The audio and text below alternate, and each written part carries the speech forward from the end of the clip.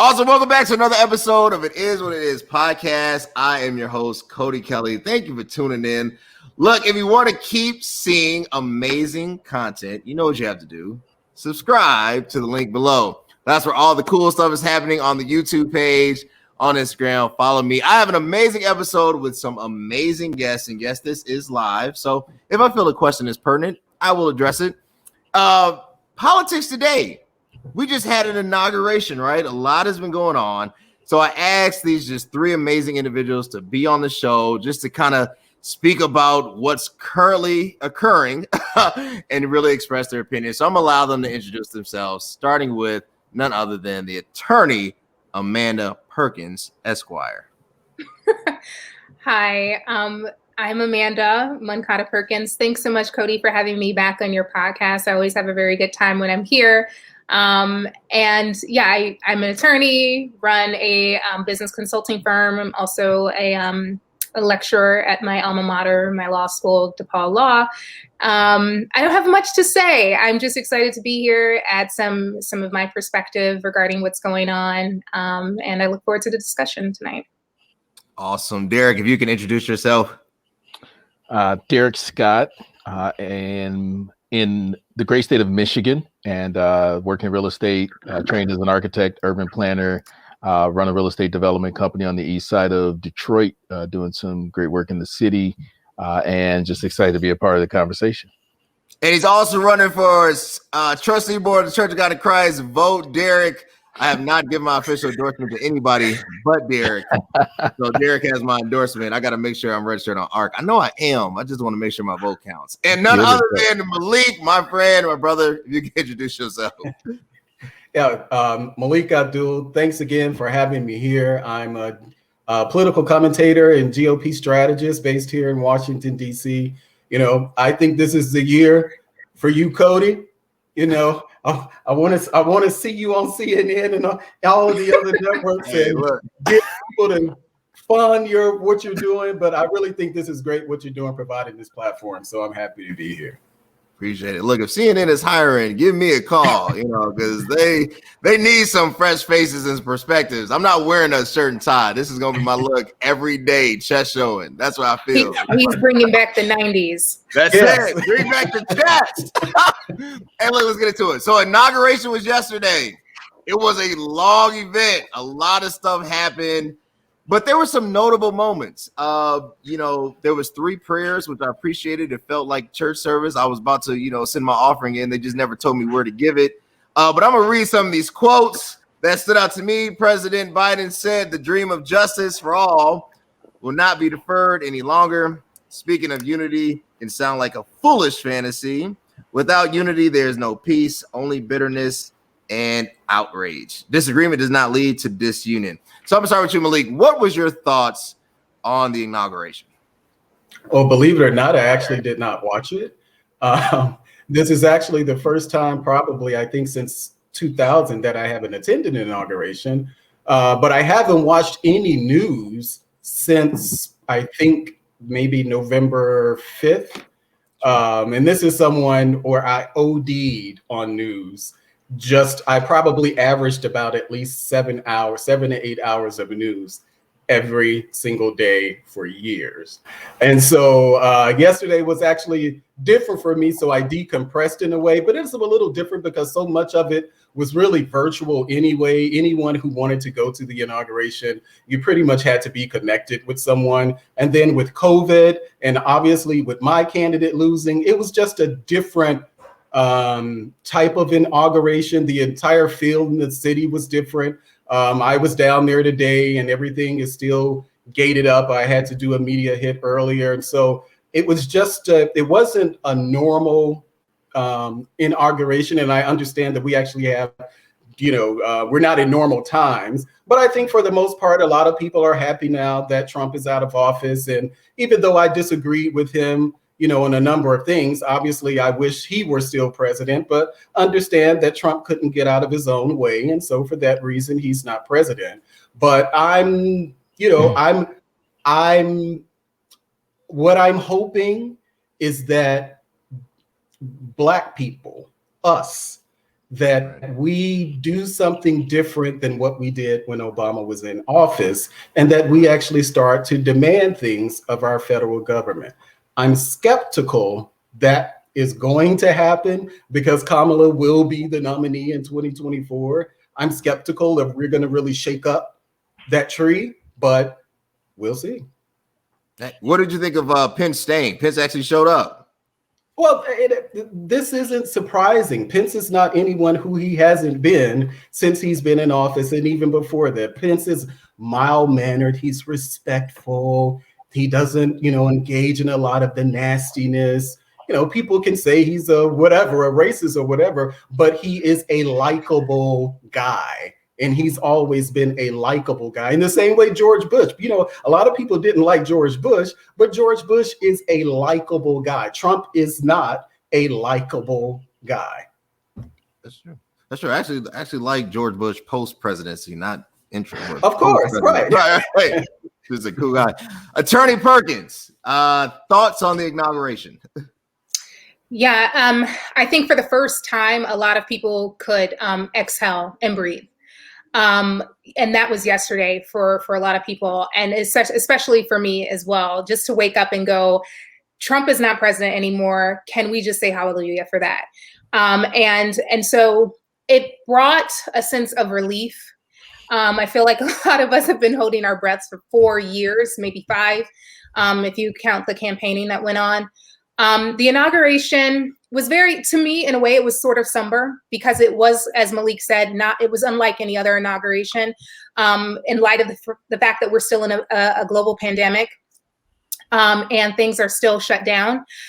But even more than that is the chaos that happened at that location at the Capitol not too long before the inauguration happened. And so for a lot of people, you're on edge, you're wondering, is the other shoe going to drop?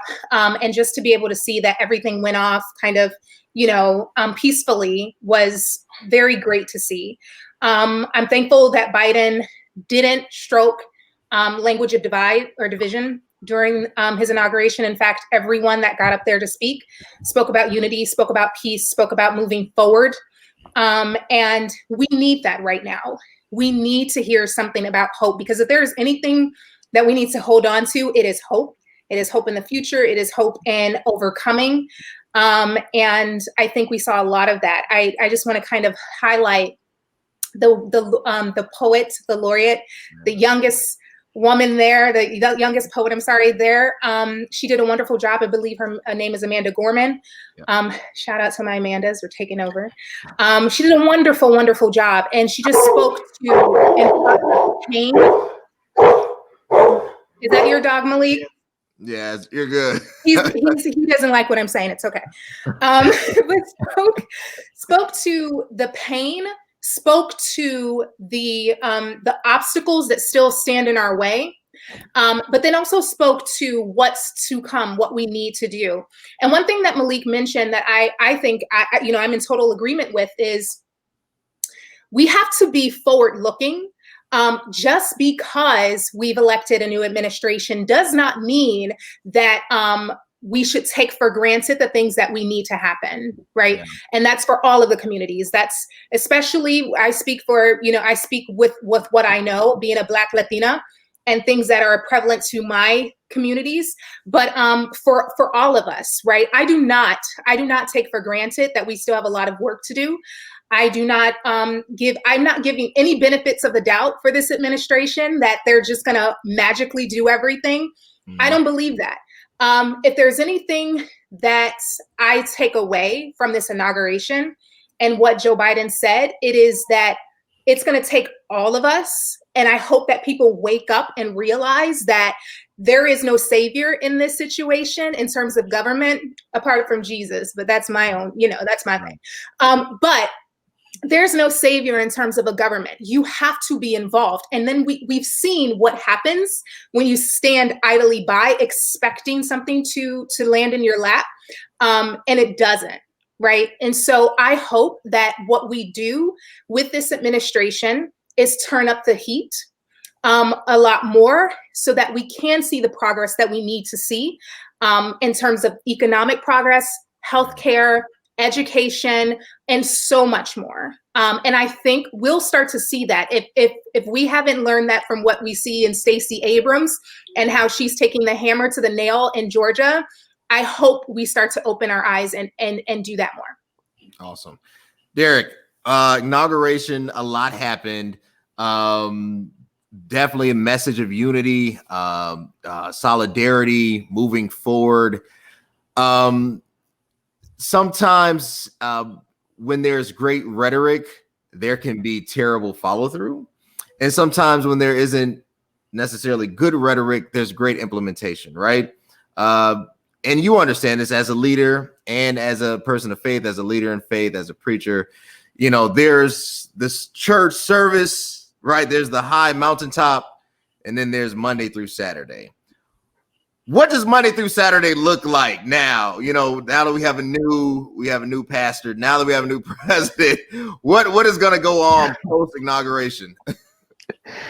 Yeah, so I think, you know, now that the inaugural Holy Convocation is over and folks are done with the pomp and circumstance, and you know, we got the really great rhetoric yesterday. I think Melik and Amanda just highlighted that we heard all the things that we were not used to hearing over the last 4 years that sounded very presidential, that really rallied people towards unity and moving things forward. And I think one of the things Amanda pointed out is just one of the things that I'm sort of concerned about is that all the people who've sort of breathed a sigh of relief, I'm hoping that that breathing was really to catch their breath so that we could keep the same energy that we used in sort of holding the last administration accountable, and the same energy we use with sort of being very critical of a lot of policies that we saw coming out of DC, that we keep that same energy to make sure that things are moving forward over the next 4 years and frankly, over the next 100 days. I think one of the things that I saw yesterday that was, I won't call it astounding because I think I expected it. It wasn't a surprise, but I think it kind of skated under the radar because so many people were just happy that and relieved that things were going to get quote unquote fixed. And it's the fact that Biden signed 17 executive orders on his very first day in office. Right. Now, Donald Trump signed 24 in his first 100 days in office, 24 executive orders in his first 100 days. And we were very critical of a president that ruled by executive order. I mean, folks were very, very critical that this was a president that was going to be very dictatorial, not look for bipartisan sort of support to get things done. And so I think while yesterday of those 17 executive orders, and this isn't me sort of lending my sort of support in one way or the other, or whether or not I thought they were warranted or not warranted, it's more just pointing out the fact that he signed 17 executive orders yesterday, and that was an example that he was not only going to come in and try to immediately fix some things, but that over the next 100 days, I think this administration has something to prove because the midterms are coming up in 2 years, and really election season starts in 100 days for those midterms. And so I think there's a lot of things that they're going to have to get off the ground today and start moving on, that as much of the rhetoric we heard about building bipartisan support and having all of this unity, some of this stuff may not happen exactly the way that it's being stated over the pulpit, so to speak.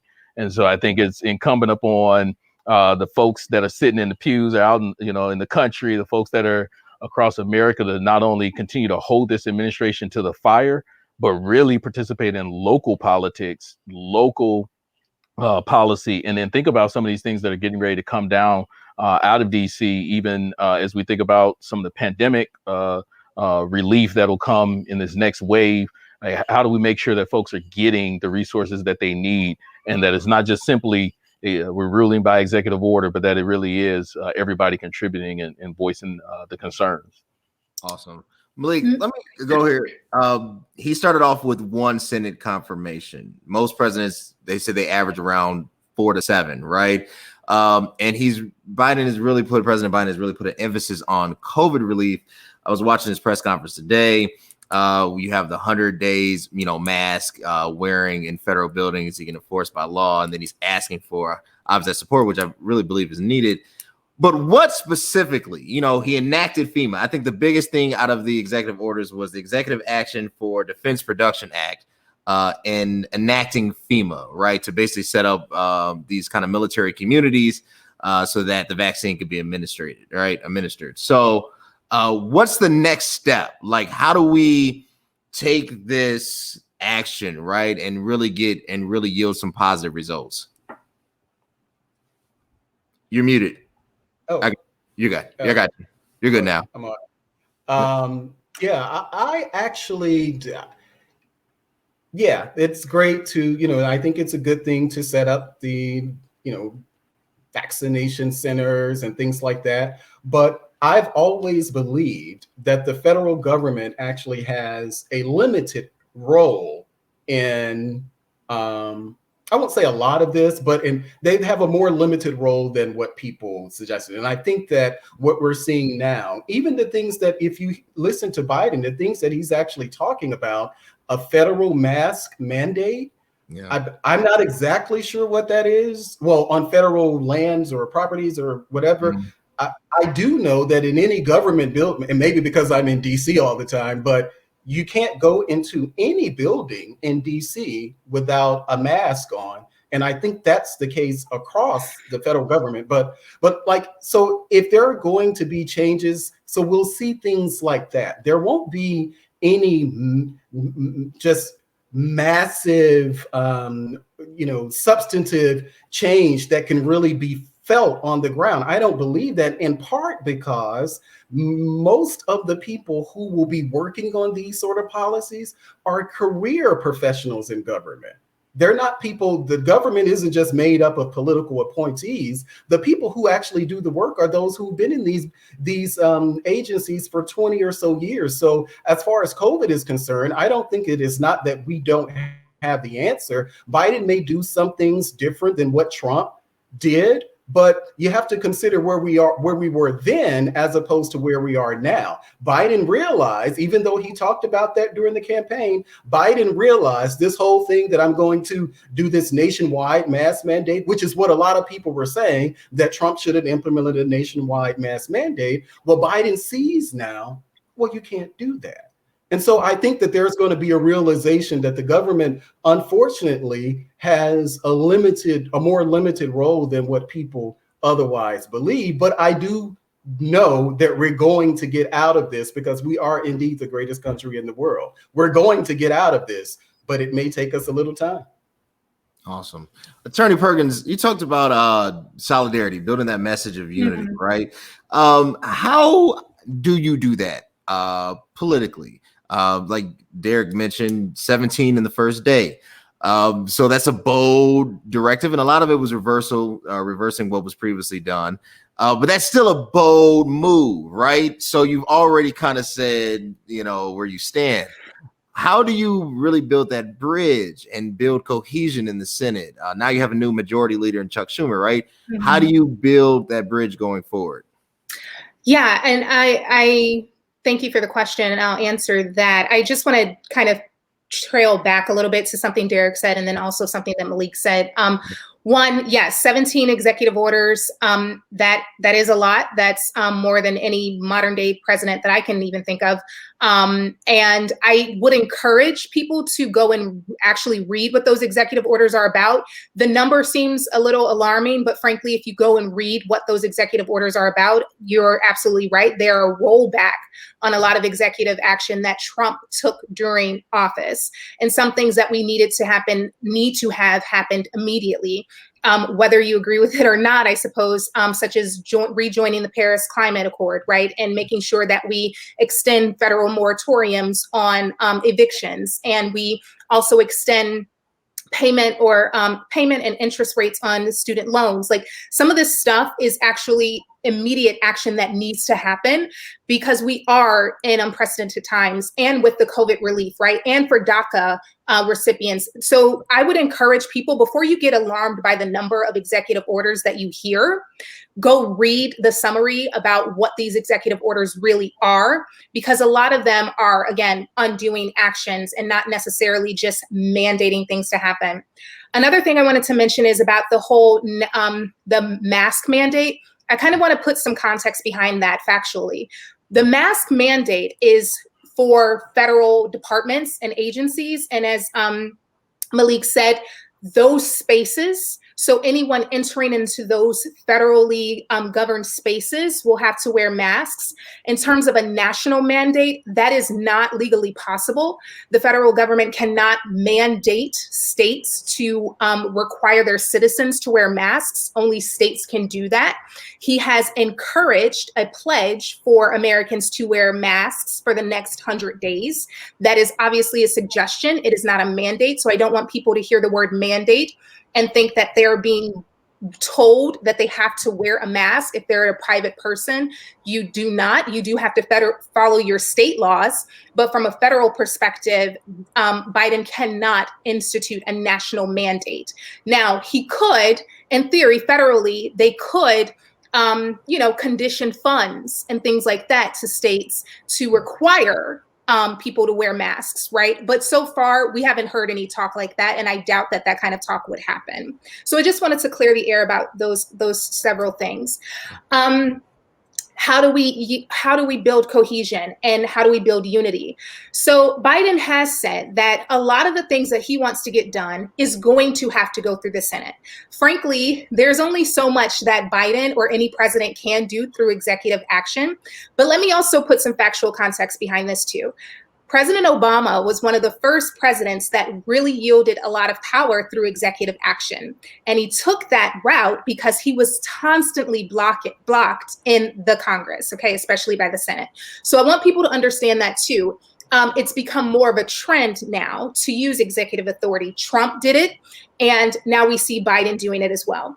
However, there is still a limit that Biden can do through executive action. A lot of that will have to take place through Congress. So what should we really be thinking about when it comes to unity is how can we get them to play ball in Congress?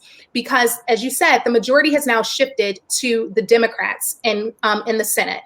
It's a slim majority, but it's a majority nonetheless. And so Democrats in some ways are thinking, how can we pass legislation that only requires a simple majority instead of having to have 60 of the votes in the Senate, right? If they do that, then that's a form of not really wanting to play ball or having to play ball with the other side, okay? Let's be mindful. Republicans have done that for a very long time since they've had power. Is that the right action to take? Not necessarily, not from my book. I think the best course of action is that bipartisanship and trying to get everybody to meet in the middle, right?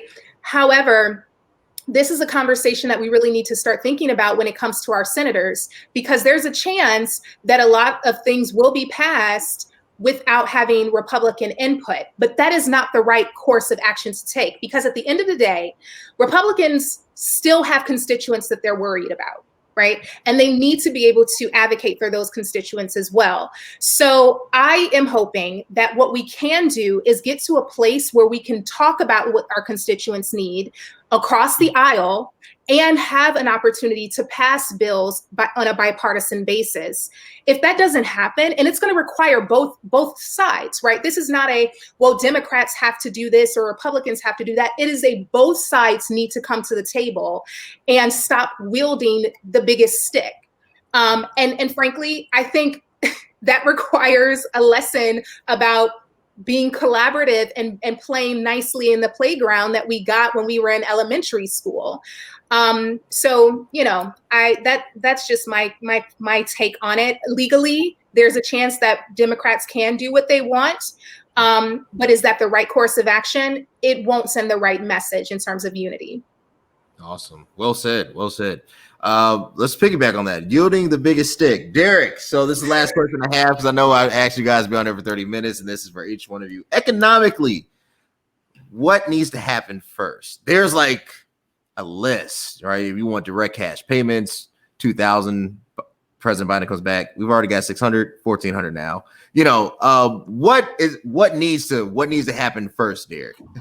So first of all, I feel so inadequate after hearing Amanda so eloquently lay out her argument. So I'm going to digress and not act like the expert on this. But I think there's a few things that I think, at least to me, are important, and not just to me, but I think there's questions that people are asking. So one of those questions is what's going to happen with student loan relief, right? What is the number? Is it 10,000? Is it 50,000? Is it based on your income cap, and what type of relief are student loan borrowers going to see there, and what type of impact is that going to have on the economy moving forward and people's ability to sort of get from under student loan debt and have larger capacity to borrow, get more capital into the market, buy a house if you're a student that's, under, so much debt that you aren't even considering those type of things as options. So I think that's going to be a big piece. I think this tax reform, I'm interested in seeing, what sticks from what was thrown out in the Biden policy, as far as things like, this is one of those times where I'm actually happy about one of the pieces that's in there, because I have 7 kids, and folks usually laugh at the fact that I have so many children, but the idea of the child tax credit increasing $1,000 a child sounds really good to me. And so I think there are things like that's going to provide some relief for some middle income families. Sort of the state tax cap on state property taxes and sales taxes, that $10,000 cap, does that go away? And give borrowers or earners the opportunity to sort of claim more deductions. I think all of these things that happen within the tax reform are going to be really important in sort of catalyzing the economy. I don't think the tax reform is going to happen fast enough, though.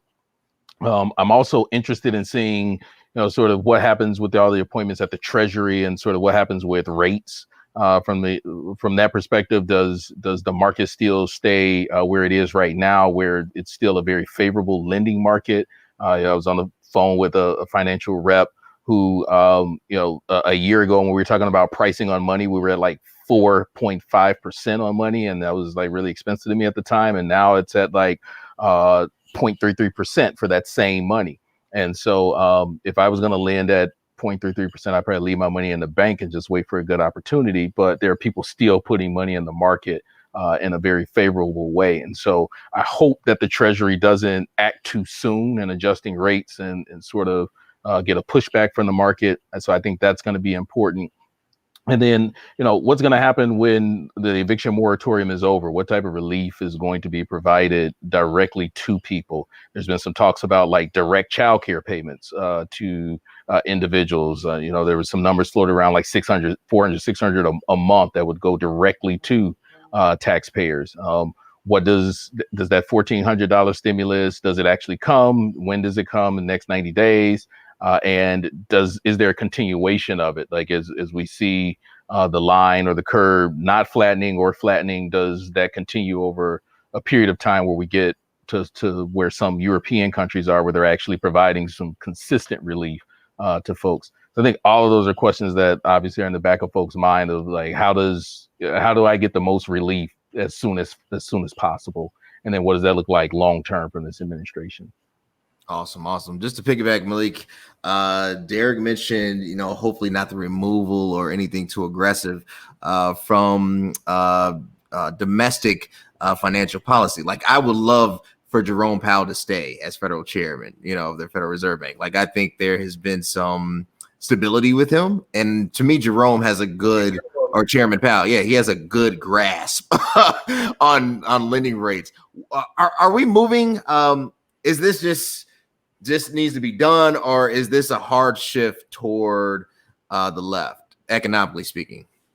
I don't think it's going to be a hard shift on the left. I think not from an economic perspective, because I think that when it comes to the market, they pretty much take care of that. There are plenty of lobbyists on the Hill to ensure that the federal government does not go too far left or right when it comes to financial policy. That's just not how it works. I think probably where the biggest change, and I'm not one of those who I honestly do not believe there will be these huge changes. There will be some shifts here and there with some of the focus on the administration as far as, I know there was a concern about enforcement, civil rights enforcement, and the Office of Civil Rights and things like that. So there'll be some special attention paid to to that type of stuff. But I'm just not expecting any type of this really significant change from what Trump is doing. Even if you look at some of the things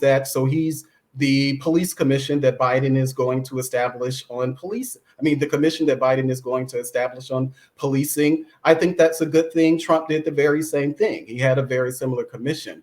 Across administrations, there's very little huge shift in what happens with the country because, again, the market decides a lot of this. So I think, again, there will be some tinkering here and there. But like Amanda said earlier, and this is something that I think will actually be a realization, particularly for our community, people of color, I think that we'll begin to understand the real federal government role in our lives, and that it really does matter what happens at your local level. We still don't have a police reform bill. We still don't have a police reform bill. But at the same time, those things that we really want, like the chokehold bans, the body, mandated body cams, all of those things happen at the local level. We don't need to wait on the federal government to do stuff like that. So I think that there will be an attention. I hope that we'll pay more attention to what happens at the local level and begin to realize that the expectation that the government is going to come in and save us, that's not going to happen. No, I agree. I don't think this momentous shift that everybody's expecting is going to fall on, I won't say flat, but it's not going to be what you think.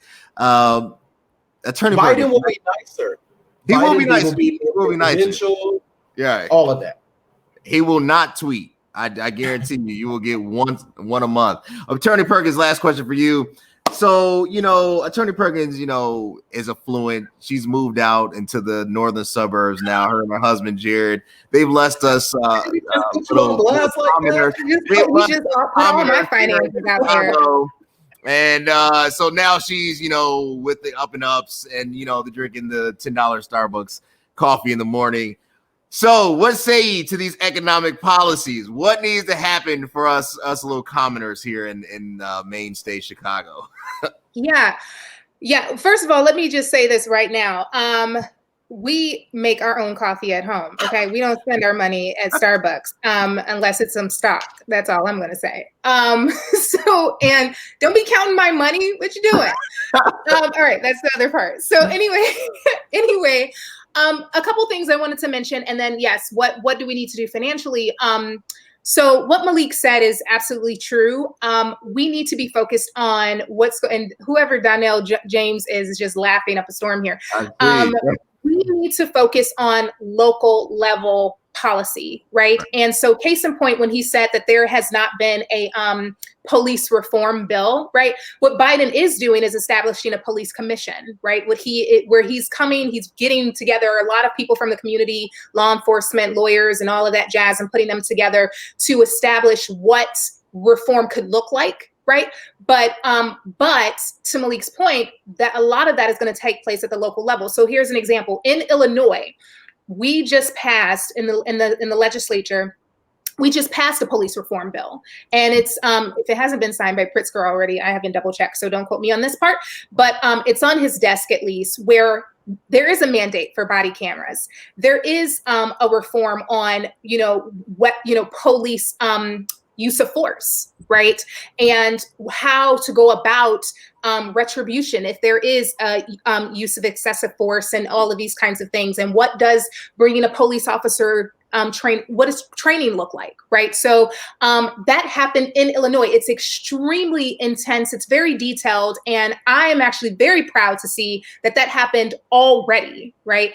And so we need to see more of that widespread across the country, because Melik is right. The federal government can't mandate state and local police to do that, right? We have to do that. Right. So absolutely correct, I think. And in terms of like a seismic shift with the federal government, yes, I agree that there aren't, huge drastic changes that are going to happen at a federal level, because we really do need to understand the dynamic between federal, state, and local governments. Federal governments have a specific jurisdiction that they're working with. And this a lot of time is what's happening nationally, right? But what happens for you day to day, like your parking tickets, your rent amount, where you bank and how you vote, all of the stuff that matters from a day-to-day perspective is happening by your state legislature, right, by your governor, by your mayor, by your city council, right? And so we have to be more and more involved with those kinds of things. And so this is why I was so happy to see folks getting involved in the gubernatorial races that were happening across the country, or the mayoral races that are happening across the country, because that stuff matters all of the time. So Biden, no, I don't want to make this misconception, though, that he's just a figurehead, because he's not, okay? Right. Because he can make policy that affects us, such as what Derric was talking about regarding tax, right? Because even if you don't have state taxes, you do pay federal taxes. And so what Biden and the federal government determines will be your tax rates applies to you, right? Even your student loans, the tax rates on your student loans are applied by the federal government. They're set by the federal government, right? So I don't want to make it seem like Biden is a figurehead, because he's not. He's so much more than that. But daily policy is coming from your state and local government. What do we need to see from an economic standpoint? Frankly, we need to see a revival of our small businesses, and we need to invest more in Black, brown businesses. We have not seen direct investment the way that we need to see it, right? So for example, this marijuana boom, I haven't really been hearing a lot of talk about it still. Recently, I should say. The fact of the matter is, Black and brown businesses should be invested in, and we need to make a direct investment for people to be able to participate in this area. What's so funny to me is you'll jail us for use of marijuana, but then when you make it legal, you don't invest in us so that we can get some return on the use of marijuana. Right. Do you know what I mean? So I think we have to be very strategic in how we're investing in our Black businesses. And let me say this too. We are in an unusual time where Black-owned businesses they're being highlighted all over the place. And major brands are taking advantage of this. I can't tell you the number of partnerships that major brands are making with Black businesses, because it's in vogue right now. Black business is in vogue right now. It should not be in vogue. It should be the standard. Okay. And so I want to see more direct investment, not just from our government. I want to see more direct investment from us as well in our Black businesses, because frankly, we have the buying power. Black people have $1 trillion buying power in this country. Don't tell me we can't invest in our own businesses. Okay. You go and buy an Apple Watch. Why don't you go buy Melik watch? Okay. Right. So anyway, that's all I have to say on that part. I think we have to be purposeful about how we spend our money and our time. Awesome. Yeah, just to piggyback, invest in Black business. You can start right now. How do you invest in a Black business? I'm a Black man. I got a YouTube page. Subscribe to the page below. How do you invest in a Black business? Support a brother. That's my cash app right there. Because look, licensing cost. All this is not free. So it has been an amazing episode of Politics Today. I want to thank my guest again. I know the Keisha Cole versus Ashanti versus battle is starting right now, and I want to give you guys the time that you need to watch this, because I'm going to be watching it as well. I want to thank you. Amanda, where can they connect with you? I always forget to put my contact information up. You can just find me on LinkedIn, Amanda R. Moncada Perkins, and also Moncada Perkins. You can find me on Facebook. So I'm easier to find on LinkedIn. That's it. Derric, where can they connect with you? You can connect with me on Instagram, HopePusher24, or you can find me on Facebook, Derric Scott. Awesome. And Melik, where can they connect with you? Facebook, Twitter, Instagram, same spelling of the name, except on Instagram and Twitter, there's an underscore behind the L on the Abdul. Awesome. Let's get Melik back on Roland Martin, because it's not the same. Honestly, I love Roland, but it's not the same without you, because I like listening to Greg Carr and Kelly Bethea and all them, but after a while, it's like, hey, you go without Melik, there's no show. I'm not trying to be funny. There's no show. I want to thank my guests again. Look, Monday, I got a special episode. I got some wild people coming on. Surviving cuffing season the Christian way. It's going to be hilarious. I like throwing these lighthearted stuff out there. But until next time. Right. But don't forget, Derric is campaigning, right? Can you make another plug for him? He's campaigning. If you're a member of the Church of God in Christ, listen up, all you Kojics out there. He is running for, say where you're running from. Treasury, National right? Trustee board. We need brothers like him. He's honest. He doesn't steal. He loves God, loves his wife. We need brothers like him. Put Derric Scott on the trustee board. He's got my stamp of approval. I'm not a bishop, but I can't give a stamp of approval. All right, guys. Much Until appreciated. next time. Thanks. Peace.